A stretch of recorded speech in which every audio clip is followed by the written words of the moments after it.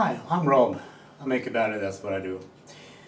I suffer from something called MECFF. It's an energy recovery illness, and there is no real cure or treatment that really, applies.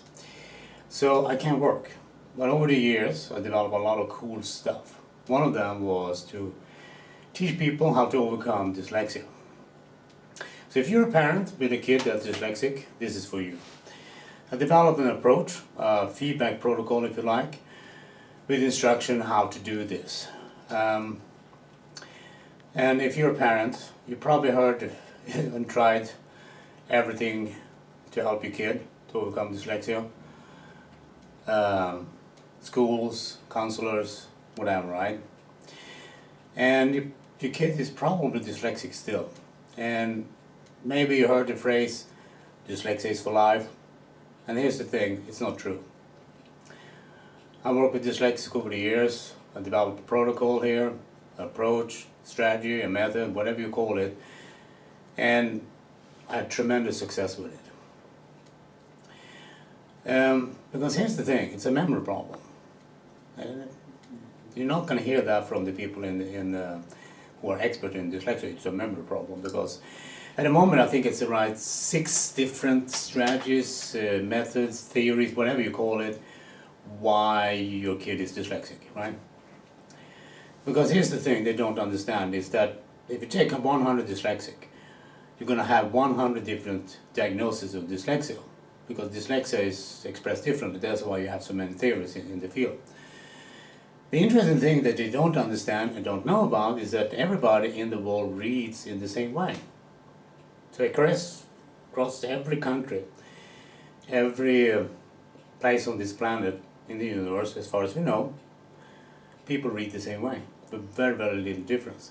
So my approach and my technology that I developed, you will teach your kid how other people read. For the first time in history, I guess. So, how do you do that? Well, and the reason why we do this, well, I'm going to teach you how to do it in the next videos. Because when you have this kind of illness I have, you can't really do a lot of work. But I can still teach you. And you can apply this for your kid. When I was working with this, I came across basically 2 cases. One of the cases was the dyslexic have everything they need to have, but it's not organized properly. But once you organize it, my approach worked for that, my technology worked for that, you can get tremendous fast results. I worked with a kid here in the nearby town. He was 15 at the time, played basketball. He and his sister needed help, And I worked with him, came back for a follow-up. He was fine, his sister needed a little bit more. And he told me this story that after he'd been there, he went to school, he aced every test. And he said, the interesting thing he said was that my classmates thought I was cheating, and so did my teacher. They asked me, how did you cheat? And he said, I'm not cheating. I'm just able to do this now. So if you have a kid with that kind of form of memory problem, and when they have everything, but it's not organized properly, you're going to get tremendous results really, really fast. Now, the second case, it still works for that, but it takes more time, because now you have to build a memory function for that. Because when we see things, or hear things, or feel things, the brain is actually constructing a lot of information, whereas the brain's visual information alone is at least 5 centers in the brain. And if one of them is, impaired in some way, it could be birth, it could be accident, could be heritage, it could be genes, whatever, right? It doesn't matter. This is why you have so many theories. So you can tell them, you can tell your kid that what to do, but it won't work. Because if you can't do it, you just can't do it. Because they understand what you're saying, but you can't do it because you lack that information. So what you then have to do is do the feedback protocol, and you have to repeat something a lot of times over and over again. In some cases, when I was working with kids, I worked for a couple of hours with the same thing.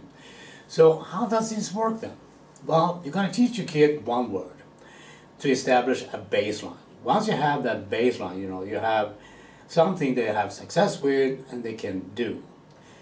That's when you run the checklist. So you run a long checklist of how the word looks like for the dyslexic. And this is you gonna teach your kid to organize this the same way like everybody else who reads and understands information in the world. And you've been doing this before. When the kid was a baby, you probably did something like that. Lamp. And the baby, you had it, blah, blah, blah, looked at the lamp and go, ah, lamp, right? And you did that over and over again, lamp, lamp, lamp. And then at some point your kid and your baby, in this case when they were that young, kind of looked at the lamp and went, okay. They wasn't giddy anymore. The reason why is because they built a memory. So you already been doing this with your kid, or your baby, when they were young, and you're going to do the same thing, just with more explicit instruction. And my instruction and my technology and my approach works. If we teach a kid how other people read. So you will help them organize this in this fashion so they can overcome their dyslexia.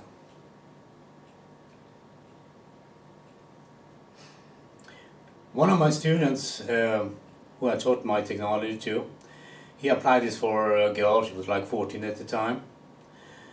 She had a diagnosis from Danderyds Hospital here in Sweden. She went there, got a diagnosis of dyslexia. She was dyslexic. He applied my technology for her. She went back there to do the test again, because And the testing lady looked at her and after a while and said, "Why are you here? Because you're not dyslexic."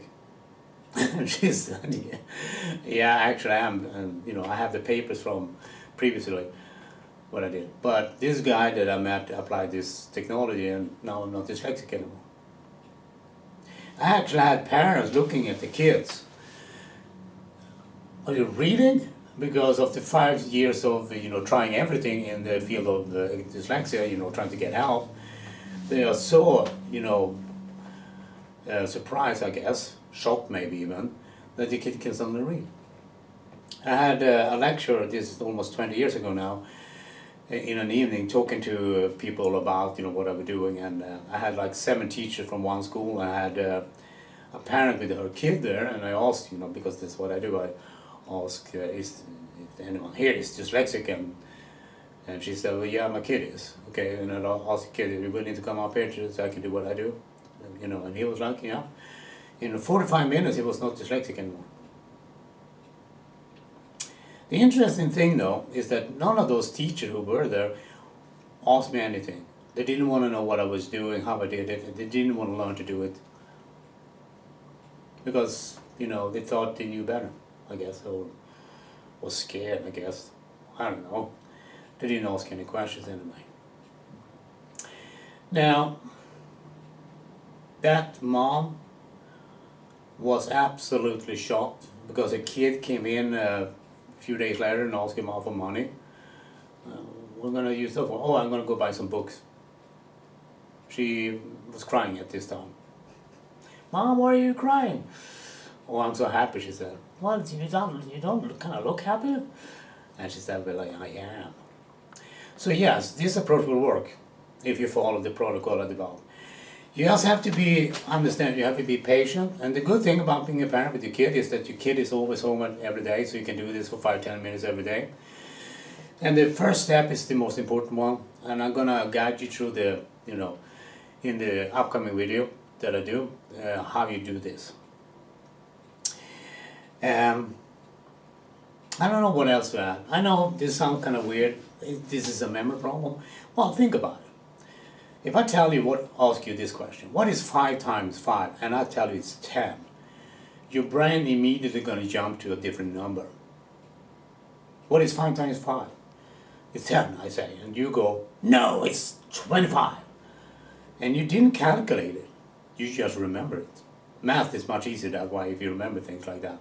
Instead of doing all the equations and putting the numbers together and punching them in the calculator, you just go, "Yeah, it's 25. How do you know that? Well, I just, that's what they tell us it's supposed to be. You remember it. And this is how memory works.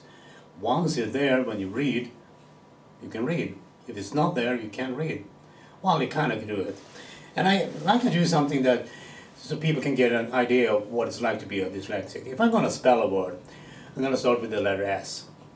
And once you start with spelling something, a word, your brain goes, okay, well, what's the word? Because you don't know, you just know one letter now. And if I keep talking like this, your brain has to wait for the next letter to happen. That's an issue, right? Because if you're dyslexic, this is what happens for a lot of dyslexic, they can't coherently form the words when they read. They have to, wait for the information. There's too much space and other things. H, that's the next letter. So now you have two letters, and your brain is fighting to, what's the word he's going to spell? That's going to be in the next video, I guess, when I will talk to you and guide you on how to do this feedback protocol that I developed that will teach your kid to overcome the dyslexia. And the best of all of this, I give it away. It's for free.